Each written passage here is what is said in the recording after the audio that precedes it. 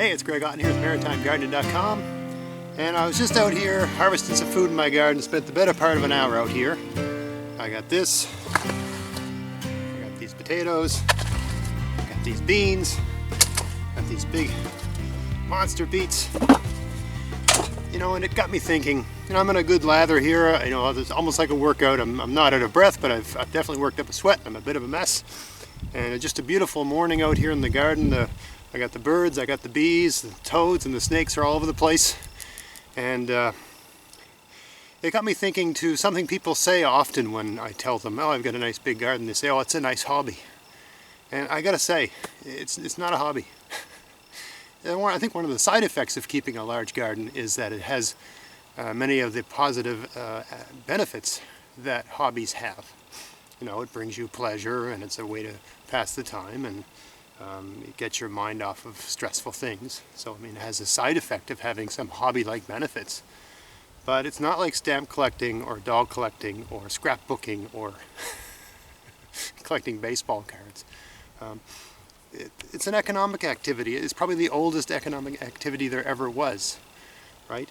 You're making food out of the ground and the sky and the rain that falls out of the sky.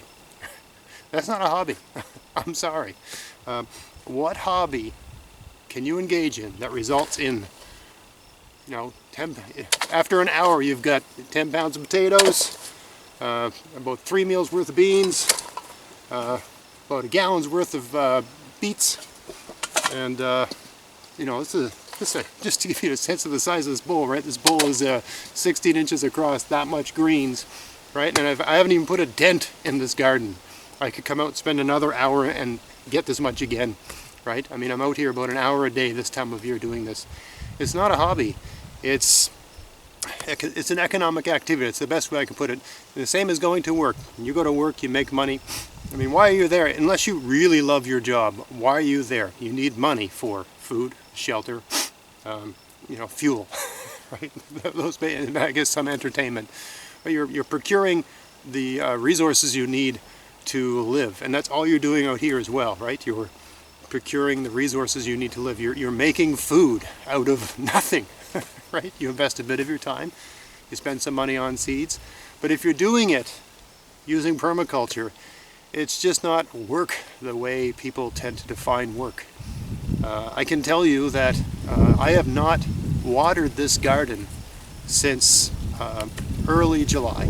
Haven't turned the hose down, haven't watered anything. It's just taking care of itself, because this is a permaculture garden, a no-till garden with a heavy mulch, and it just takes care of itself. And it takes a while to learn how to use that system, and it also takes a while to figure out what grows well where you are, in your climate, where you know, in your location. And some years are better than others, right? And that's all a learning process. But I wouldn't call it a hobby. Right? It has some of the side effects of a hobby, but I wouldn't call it a hobby. I think it's sold by, if you go to a garden center or a department store where they sell garden stuff, I think it's marketed as a hobby, right? You buy things, you buy this tool or this thing or that thing. I think we're told it's a hobby, right? Us as consumers, right? We're trying to be programmed into thinking it's a hobby. Gardening's a hobby, but you buy food at a grocery store. But gardening's a hobby. I can tell you that probably right up until about 50 years ago, it was not a hobby at all. It was just something people did to make food, right? And if you go back far enough, it was just literally an economic activity, right? You were either providing, it was the only way to feed yourself, or it was the only way to make enough money to buy other things that you needed, right? It's only very recently it's just become this fun thing when people are, oh, I want this color and I want that color and this thing and that thing, and that's all fine if you enjoy that, okay? I'm not dumping on people that engage it in that way. I'm just saying that if you're engaged in it in the way I've engaged in it, it's just not a hobby. It's an economic activity. I enjoy it. Okay, I'm not out here working. Oh my God, I have to get enough food, or we're going to starve, and we're going to die, and we're not going to keep her. I'm not working. I'm not at it that way. It's a very relaxing place to be, and I enjoy it. But it's just not a hobby. because you get so much more, right? You get the food. If you look at me, I basically sweat through my shirt. You get the exercise.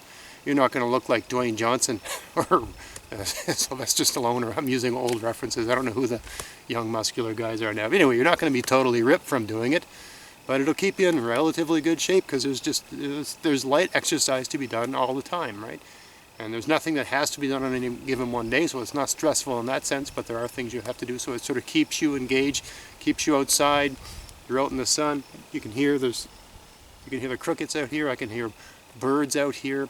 I can hear the wind moving through the trees, so you get the peaceful, relaxing aspect of it. You get to move your body around it a little bit, limber up, work up an appetite. It just gets you outside. You know, when I was a kid, people would tell us, your parents would say, go outside and find something to do. Come back when I call you. Right? You remember that?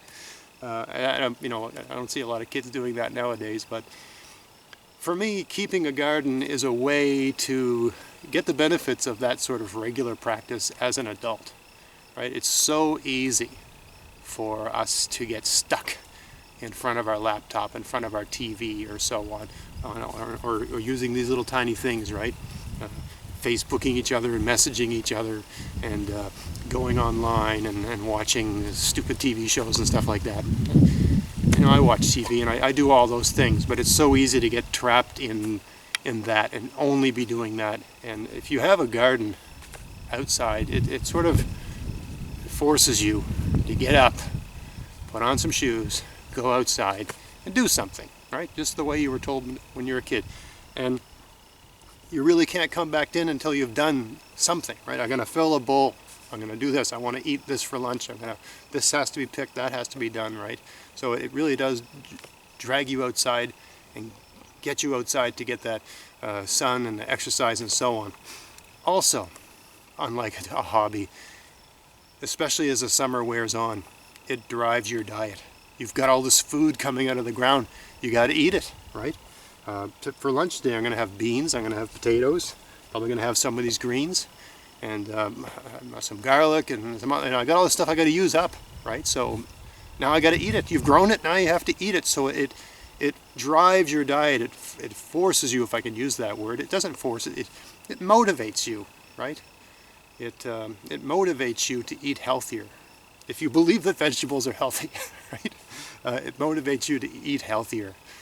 So it's another benefit of it. I don't see too many hobbies that motivate you to eat healthier, right? And you get the exercise. But yeah, you can go to a gym and get exercise, but you got to pay to go to the gym. When you come home from the gym, you got a bunch of food like this, right? You got this. Right?